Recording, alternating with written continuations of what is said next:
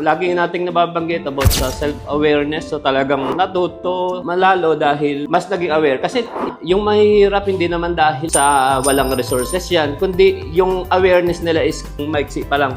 Kung ano yung kinikita nila, yun yung awareness nila. So kung gusto nilang lumaki o lumago yung kita nila, kailangan pag-aral sila, lawakan nila yung awareness nila. And yun yung isa sa mga mas natutunan ko rin. Naging aware ako, like for example, before, yung meditation, parang ang tingin ko is just demonic ritual. Pero naging aware ako na ang ganda pala nito sa business and spiritual pala to. So, ina-apply ko na. And nakakatuwa dahil syempre, ganun din pala iniisip ng karamihan. Yung iba na nga, baduy or joke o etc. Pero ngayon nakakatulong na rin sa kanila. Mas naging aware kami doon sa mas malalim na reason bakit ganito yung mga tao.